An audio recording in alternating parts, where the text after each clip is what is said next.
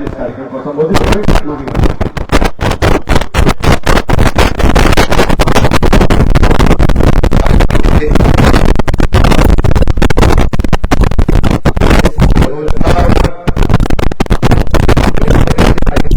जैसा कहा गया है कि रोजगार महाकुंभ में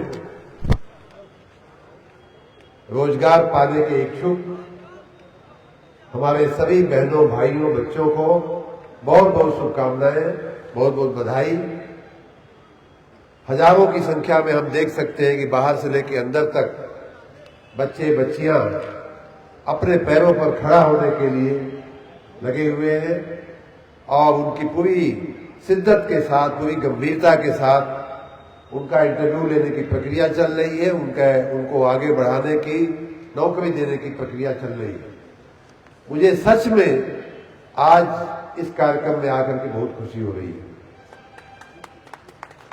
2-3 दिन पहले मैंने इस कार्यक्रम की रचना तो जिला एम्प्लॉयमेंट ऑफिसर अरविंद पांडे जी लगभग महीनों पहले हमको बताए थे और हमारी सहमति, हमारे निर्देश पे ही उन्होंने इस कार्यक्रम का आयोजन किया। लेकिन महाकुंभ जो प्रयाग में हो रहा है, फिर बीच में विधानसभा के भी शुरू होने की तारीखें आ गई, तो मैं थोड़ा असमंजस में था कि अभी किया जाए कि न किया जाए। फिर भी इन्होंने कहा कि नहीं साहब, तैयारी हो गई है, आपको थोड़ा समय के लिए भी आना ही पड़ेगा, क्योंकि आपके कहने से ही हमने किया है।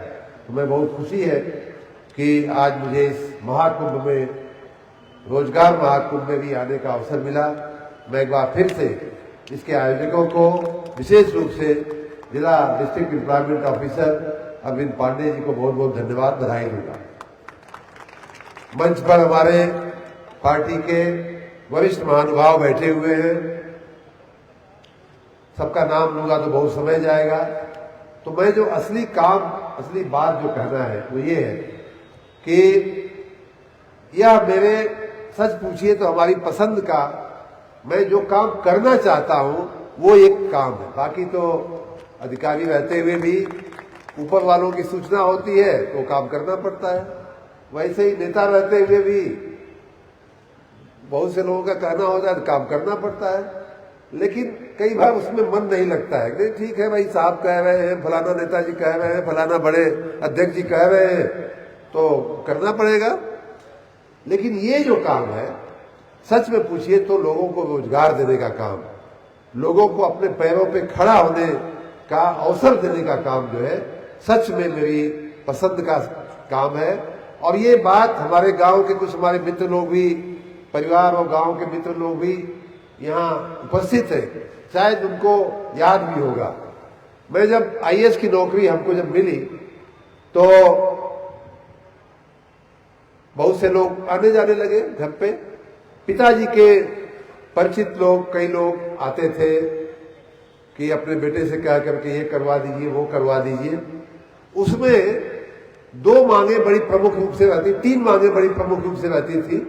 मुझे याद है पिताजी के साथ हमारा जो समय गुजरा, अब तो वो नहीं है इस दुनिया में, लेकिन उनके आशीर्वाद से ही हम लोग जो भी हैं, उनके आशीर्वाद से ही है, उनके तपस्या और उनके बलिदान की वजह से हम लोग आगे बढ़े हैं।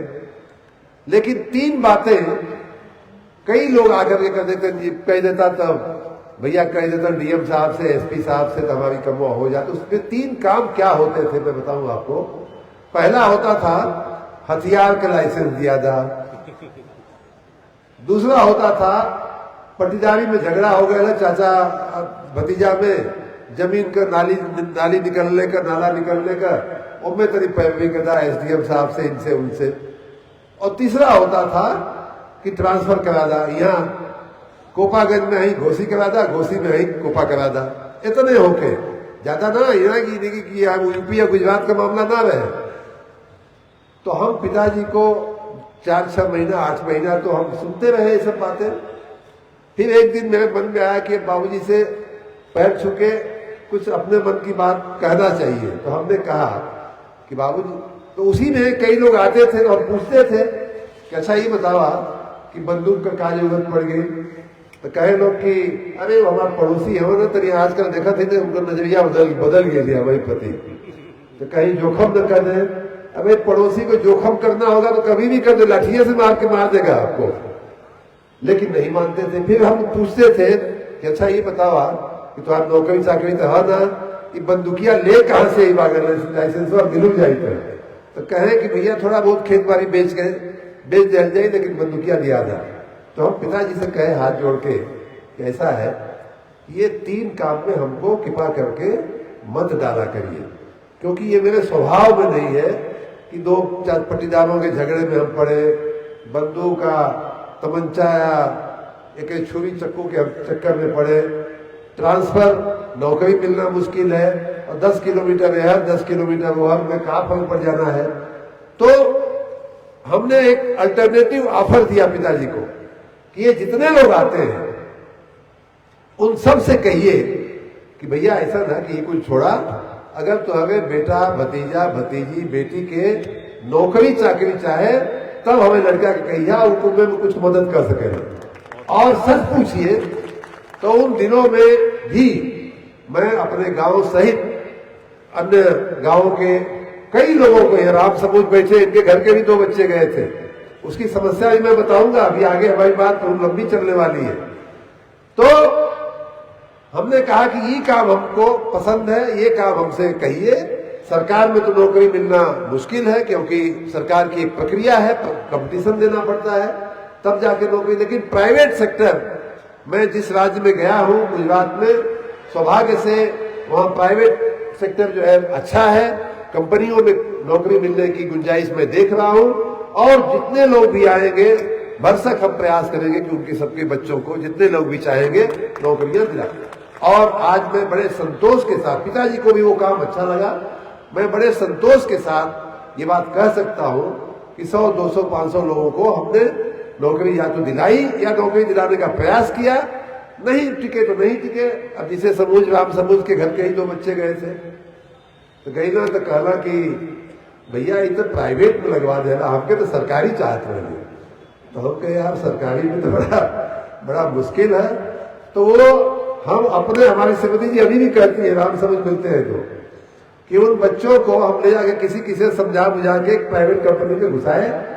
और हम खुद गए, हम वहां डीएम थे महसाना जिले में, हम जो है खुद गए उनके साथ कंपनी में, उनको एक कोठरी में रखवाए और हमारे घर से श्रीमती जी से हम कह के एक खटिया लगे नहीं जाए, एक गद्दा, एक रजाई, और उन बच्चों को हम दे आकर के वहां एक कोठरी में रखवाए।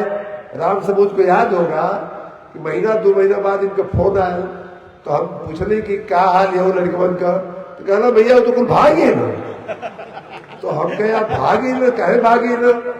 तो पता चला कि नहीं, उनका मन नहीं लगा प्राइवेट का चक्कर और ये चक्कर, हमारा खटिया भी गया, रजाई भी गई, गद्दा भी गया और उनकी नौकरी भी गई। लेकिन फिर भी हमने वो काम छोड़ा नहीं और बहुत से लोगों को, और आज भी मैं उसी मानसिकता के साथ इस जगह पे खड़ा हूं कि नौकरी चाहिए तो आप हमको बताइएगा, हम उसके लिए जरूर प्रयास करेंगे। सरकार की पूरी व्यवस्थाओं को आपके चरणों में ला करके रख देंगे, जो रखने का काम किया है। देखिए, आज के पहले आप लोगों ने कभी सुना था कि जिला में रोजगार अधिकारी भी होता है? आपने कभी सुना था कि जिले में रोजगार के नाम पर एक ऑफिस भी चलती है? 100-20 लोग, 25 लोग, 50 लोग उसमें पगार लेते हैं सरकार से। करते क्या है किसी को नहीं मालूम। यहाँ आईटीआई की बात हुई, मैं आईटीआई के लिए अवश्य, इसके विकास के लिए अवश्य काम किया जाएगा। लेकिन आईटीआई क्या होती है, पॉलिटेक्निक कॉलेज क्या होता है, पॉलिटेक्निक का स्कूल क्या होता है, किसी को मालूम था? नहीं मालूम था। हमको लगा कि, और खास करके मैं जैसा बताया पहले से ही मेरा स्वभाव रहा है, लेकिन खास करके जब से राजनीति में आया हूं तो ये काम मैं थोड़ा पहले ही करना चाहता था, लेकिन रह गया संयोग से। और मुझे अच्छे से मालूम है कि आदमी की और समाज की 3 अगर प्रमुख आवश्यकताएं कही जाए तो व्यक्ति की 3 प्रमुख आवश्यकता जो है, राजनीतिक भाषा में कहा जाए तो रोटी, कपड़ा और मकान होगा। आदमी को पेट भरने के लिए रोटी चाहिए, शरीर ढकने के लिए कपड़ा चाहिए, और रहने के लिए गर्मी में, सर्दी में, बरसात में रहने के लिए, सर छपाने के लिए छत चाहिए। और वो तीनों तब मिलती है जब उसके पॉकेट में पैसा आवे, जब उसके लिए सुविधा किया जाए। तो इन तीनों पर हमारा ध्यान है। हमने अपने गांव सहित इस मऊ जिले सहित हजारों लोगों को प्रधानमंत्री आवास देने का काम हमने करवाया। आपकी यही कपड़ा मिल जो बंद पड़ी हुई थी उसको चालू करके उसमें से कपड़ा सहित अन्य चीजों का भी उत्पादन हो, उसकी भी प्रदाह मिल की प्रक्रिया हम लोगों ने शुरू किया है। आज रोजगारी देकर के जो इसको रोटी देना कहते हैं, और मैं हमेशा यह भी मानता हूं कि किसी को रोटी खिलाने से अच्छा है कि वो खुद रोटी बना के खा सके, अपने पैरों पे खड़ा हो सके, अपने जीवन को आगे बढ़ाने की उसके अंदर ताकत आवे, वो व्यवस्था करना ज्यादा महत्वपूर्ण होता है। अब उस काम में हम लग गए हैं। अभी तक जो है इसमें शुरुआत हुई थी, आज उसकी जो है फलश्रुति मैं अभी बताऊंगा कितना लोगों को यहां मिला है। साथ ही व्यक्ति की 3 जरूरतों के बाद फिर वो चारों तरफ देखता है और फिर 3 जरूरतें जो राजनीतिक भाषा में कही गई है, पानी, बिजली और सड़क, इस पर भी हमने बहुत सारा, मैं यहां बताने जाऊंगा तो पूरा दिन आपका लग जाएगा, मैं उतना गिनाने के चक्कर में नहीं हूं। लेकिन मऊ के इर्द गिर्द आप देखिए, मऊ जिले में देखिए तो कोई गांव नहीं होगा, कोई मोहल्ला नहीं होगा, कोई कस्बा नहीं होगा जहां सड़कों को ठीक करने का काम नहीं किया गया है। बिजली हमारा अपना विभाग है, अभी बिजली के चीफ इंजीनियर साहब आकर के गए और देखिए हम किस मिजाज के व्यक्ति हैं। हमारे चीफ इंजीनियर आजमगढ़ से आए थे, हमको फूल का गुलदस्ता दे रहे। हमने उनको कहा कि भाई साहब आपको आने की आवश्यकता नहीं थी, तो उन्होंने कहा कि तो साहब मैं निकल जाऊं। हमने कहा बिल्कुल निकल जाइए, आप जाइए अपना काम करिए, क्योंकि बिजली देना हमारी प्राथमिकता है, चीफ इंजीनियर से फूल लेना हमारी प्राथमिकता नहीं है। तो बिजली की भी हमारी व्यवस्थाएं चालू है।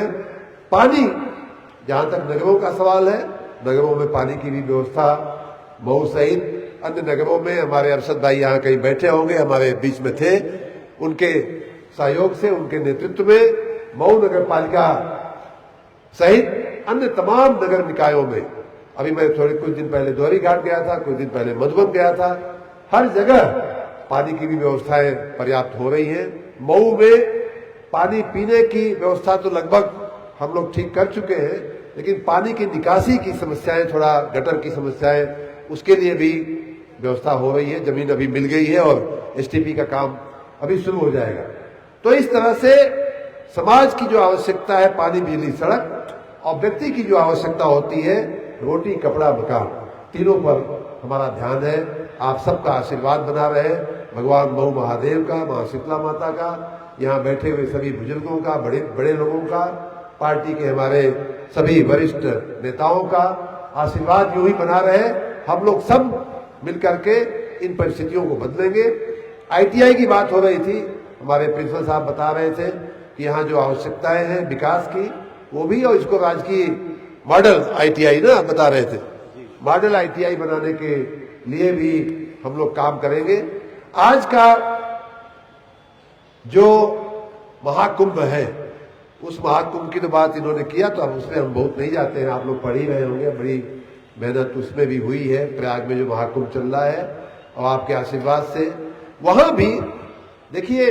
अब मैं आज के विषय पे आता हूं, वो ये है कि अब हमने कई बार मीडिया को कहा, मीडिया पूछती थी कि बताइए महाकुंभ के बारे में बताइए, तो हम ये कहते थे और आज भी कह रहा हूं कि महाकुंभ जो प्रयाग में और अन्य 3 जगहों पे होता है देश में, उसकी परंपरा हमारी बहुत प्राचीन है, हमारी संस्कृति की बहुत बड़ी प्राचीन धरोहर है, प्राचीन पहचान है। हजारों बार शायद महाकुंभ हुआ होगा भारत के इन 4 जगहों पे, लेकिन इस बार का महाकुंभ जो है आधुनिक भारत में हो रहा है। इस बार का महाकुंभ जो है वो डिजिटल इंडिया में हो रहा है। इस बार का महाकुंभ ऐसे भारत में हो रहा है जो दुनिया की 4थी 5वीं अर्थव्यवस्था बन चुका है। ऐसे भारत में हो रहा है जो दुनिया की सबसे तेज गति से विकसित होने वाली जो है अर्थव्यवस्था है। तो ऐसे महाकुंभ का विराट दर्शन हमें पूरी दुनिया को कराना है, और मुझे बहुत संतोष है कि हमारे सभी विभाग के कर्मियों ने, सभी हमारे अधिकारियों ने हमारी इस भावना को, माननीय मुख्यमंत्री जी, माननीय प्रधानमंत्री जी के नेतृत्व में हमारी इस भावना का समर्थन करते हुए उसको एक भव्य और दिव्य महाकुंभ बनाने के साथ साथ आधुनिक और डिजिटल और टेक्नोलॉजी से चलता हुआ महाकुंभ भी बनाने का काम किया है। मैं उन सभी कर्मियों को, सभी अधिकारियों को उसके लिए इस मंच से बहुत बहुत बधाई देता हूं। आज का ये रोजगार का महाकुंभ लगा है, थोड़ा सा मैंने बताया कि थोड़ा हमारा स्वयं का समय एडजस्ट नहीं हो रहा था, तो अभी किया जाए कि होली के बाद किया जाए, एक दुविधा थी। लेकिन अरविंद पांडे जी का आग्रह था कि नहीं साहब, आपकी सूचना के मुताबिक हमने कंपनियों को सूचना दे दिया है, तो इसलिए शुरुआत कर दिया जाए। ये देखिए, ये शुरुआत है। आपको शायद व्यवस्थाओं में कमी लगेगी, हम भी काम करते करते सीखते हैं। हो सकता है कि यहाँ जो जैसे आपका इंटरव्यू लिया जा रहा है बच्चों का, आपके बैठने की व्यवस्था वहाँ हो सकती है, उस रूम में आप बैठ के करके खड़ा होकर के आपको आधा घंटा 15 मिनट इंतजार न करना, ये सारी व्यवस्थाएं आने वाले दिनों में जैसे जैसे हम आगे करेंगे और भी बेहतर बनाएंगे। लेकिन इसकी शुरुआत मैंने सोचा कि जितना जल्दी हो सके रोजगार के लिए इच्छुक हमारे बच्चे बच्चियों को एक दिन भी इंतजार कराना ठीक नहीं है, इसलिए हमने इसकी शुरुआत करा दिया है। आने वाले दिनों में और भी बड़ा और भी बेहतर ढंग से ऐसे महाकुंभ की, रोजगार महाकुंभ का हम लोग व्यवस्था करेंगे। आज के इस महाकुंभ में आपकी जानकारी के लिए, जैसा कि अरविंद पांडे जी ने बताया, 27 कंपनियां आई हैं, जिनमें कुछ तो बहुत अच्छी कंपनियां हैं, टाटा मोटर्स, GMR और ऐसी कंपनियां भी, मारुति सुजुकी जैसी बड़ी कंपनियों की भी ऑफर आपके पास आई हुई है। लगभग मैं देख रहा हूं कि लगभग 5000 पदों के लिए ये पूरा प्रक्रिया चल रही है, और आप देख ही रहे हैं कि हजारों बच्चे भी यहाँ आए हुए हैं। मुझे बताया गया है कि अब तक 1:30 बजे तक लगभग 3000 बच्चों का इंटरव्यू हो चुका है। 3000 बच्चों का इंटरव्यू हो चुका है। ये बात अलग है, ये भी मैं ईमानदारी से मैं इसलिए कहूंगा कि आप हमारे बच्चे हैं। यूं मान लीजिए, बच्चे जो सुन रहे हैं उनको मैं बता रहा हूं, आप यूं मान लीजिए कि आपका चाचा, आपका पिता होने के नाते मैं आपसे बात कह रहा हूं, आपका बड़ा होने के नाते मैं अपने ही बच्चे को कह रहा हूं। मैंने पूछा कि 3000 में से कई सभी टेबल पर, मैं एक एक टेबल पर मैं गया, बच्चे वहां खड़े थे, इंटरव्यू हो रहा था। मैंने पूछा कि कितने लोगों का इंटरव्यू लिया और कितने लोग पास हुए, आपके इंटरव्यू में कितने लोगों को आपने चुनने का काम कितने लोगों को किया। लगभग 50% का अनुपात निकल के आ रहा था। तो मैंने पूछा कि भाई जो 50% जो आप नहीं ले रहे हो बच्चों को, क्या कमियां हैं। और ये सबके लिए, चाहे बच्चा हो, बच्ची हो, चाहे गार्जियन हो, सबके लिए आने वाले दिनों में, आने वाला जमाना, आने वाला समय अलग है, आने वाला समय बदल रहा है। जब तक हमारे आपके अंदर क्वालिटी नहीं होगी, हम कितना भी सिफारिश लगा लें, कितना भी सोर्स लगा लें, नौकरी मिलने वाली नहीं है। इसलिए नहीं है कि उतना ही पगार में, उतना ही खर्चे में आपको ज्यादा योग्य व्यक्ति मिलेगा। तो क्यों लेगा भाई आपको कूड़ेदान हमारे, अगर हमें कुछ नहीं आता रहेगा तो कोई क्यों आपको लेकर के अपना सरदर्द पालेगा। तो इसलिए मैंने जब पूछा, ये तीन चीजें, 3 कारण प्रमुख रूप से निकल के आए हैं। तीनों कारण सभी बच्चे बच्चियां अपनी जहन में डाल लें और आने वाले दिनों में उसके लिए तैयारी करें। बहुत ही महत्वपूर्ण कारण निकल के आए। पहला था कि साहब, ज्यादातर बच्चे जो हैं, हम लोगों की जो वैकेंसी है, अब मारुति सुजुकी हरियाणा में है, टाटा मोटर्स की बड़ी जो कंपनियां हैं वो यूपी के बाहर हैं, यूपी में नहीं लग पाई हैं कंपनियां। ऐतिहासिक रूप से हमारा दुर्भाग्य रहा है कि उत्तर प्रदेश में कल कारखाने, उद्योग जो है नहीं लग पाए, उद्योग जो है बाहर लगे हैं। तो स्वाभाविक बात है कि आपको अगर उद्योग में नौकरी लेनी है तो आपको उत्तर प्रदेश से बाहर जाना पड़ेगा। जैसे मैंने ही कहा कि हम ले जाते थे नौकरी लगवाने के लिए, हम तैयार थे, लेकिन उत्तर प्रदेश छोड़ के गुजरात जाना पड़ता था, भाग आते थे लड़के कि कहाँ गुजरात। तो एक पहला कारण तो ये बताया यहाँ बैठे हुए लोगों ने कि बहुत सारे बच्चे इसलिए हम लोग नहीं ले पा रहे हैं मंत्री जी कि वो उत्तर प्रदेश में ही नौकरी चाहते हैं। तो इस मोह से निकलना पड़ेगा। और हम तो बताओ थे ना, उत्तर प्रदेश तो छोड़ा, कोपा में अगर नौकरी होके, स्कूल का नौकरी, तो घोसी में काहे ना, घोसी में होके तो कोपा में काहे ना, कोपा में होके तो मऊ में काहे ना, खुराट में होके तो मोहम्मदाबाद में चाहिए, मोहम्मदाबाद में होके तो मऊ में चाहिए। अरे भाई 10 किलोमीटर जान खा जाते हैं लोग कि भाई इतना दूर सवेरे जाए के पड़ेला, रिक्शा खोजे के पड़ेला, हाई करे के पड़ेला, हाउ करे के पड़ेला, आओ तो सांझ हो जाले, खाए के ना। अरे जिसको नौकरी नहीं मिली उससे भी तो पूछिए उसका हाल, वो कितना परेशान है। तो एक तो ये है कि हम लोग माननीय मोदी जी के नेतृत्व में, माननीय मुख्यमंत्री जी के नेतृत्व में हम लोग प्रयास कर रहे हैं कि उत्तर प्रदेश में औद्योगिकरण की गति बढ़े, तेज हो, और तब आपको हमको हमारे बच्चों को यहाँ नौकरियां मिलना शुरू हो जाएगी। लेकिन आज की स्थिति भाइयों बहनों यही है कि बाहर जाना पड़ेगा। उसके लिए आपको अपने दिल को, उनके माँ बाप को, उनके अभिभावकों को अपना दिल मजबूत करना पड़ेगा। कुछ नहीं होने वाला है। कोई बच्चा गुजरात चला जाएगा, महाराष्ट्र चला जाएगा, नासिक चला जाएगा, सूरत चला जाएगा, कुछ नहीं बिगड़ेगा, बल्कि और वो बेहतर नागरिक होकर के, दुनिया देख करके, सीख करके आएगा, आपकी सेवा करेगा। तो पहली बात तो ये है। तो मैं चाहूंगा कि जो बच्चे वहां ना बोल के आए हैं कि हम बाहर ना जाए, वो जाके फिर से खड़ा होकर और कहे कि हम जाए, तो हो सकता है कुछ लोगों को उसमें से बढ़ जाए, नौकरी मिल जाए। दूसरा कारण ज्यादा महत्वपूर्ण है। ये दूसरा कारण और तीसरा कारण ज्यादा महत्वपूर्ण है। वो ये है कि साहब हम कहना चाहते हैं, हमने उनको प्रोत्साहित किया कि नहीं बताइए, हम जानना चाहेंगे क्या कारण है, किस कारण से हमारे बच्चे रिजेक्ट हो रहे हैं। तो कहे कि बोलने का ढंग नहीं है। पढ़ाई लिखाई ठीक होगी, लेकिन आपको, इसको हम लोग सॉफ्ट स्किल कहते हैं, आपको अपने आप को प्रेजेंट करने आना चाहिए। आज की दुनिया में सॉफ्ट स्किल का, थोड़ा अंग्रेजी बोलने का, थोड़ा बातचीत करने का, मैं तो देख रहा हूं बल्कि बच्चियां ज्यादा अच्छा कर रही हैं। बच्चों में ऐसे, बाकी ऐसे वो मुंह तान के घूमेंगे, मोटरसाइकिल दिन भर में 5 लीटर पेट्रोल फूंक डालेंगे माँ बाप का, माँ बाप से झगड़ा करेंगे दिन भर पेट्रोल भरावे खातिर। लेकिन जब केहू के इंटरव्यू में सामने खड़ा हुई है दब जाते हैं। तो बताए लोग कि बोल नहीं पा रहे हैं बच्चे। और तीसरा सबसे महत्वपूर्ण कारण यह है कि वो क्या पढ़ाई किए हैं यही नहीं बता पा रहे हैं कि कहाँ पढ़े हैं, कहाँ कितना पढ़े हैं। पढ़ ले ये तब बताइए ना। तो देखिए, मैं पहले भी ये बात कह चुका हूं, पूर्व की सरकारों ने उत्तर प्रदेश की पूरी जनरेशन बिगाड़ करके रख दिया है। जो पूर्व की सरकारें आई, नकल की एक ऐसी परंपरा उन्होंने शुरू किया, सेल्फ सेंटर करके नकल और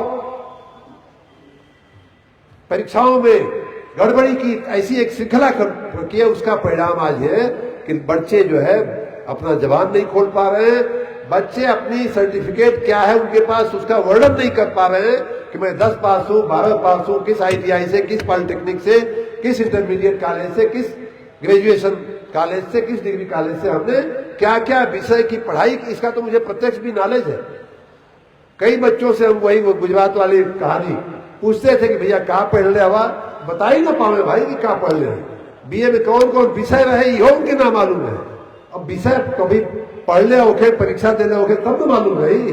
कहीं से फर्जी सर्टिफिकेट ले लिए, कहीं से बिना पढ़े हुए उनको मिल गया है। ये एक विषचक्र है, आज के जमाने में अब नहीं चलेगा।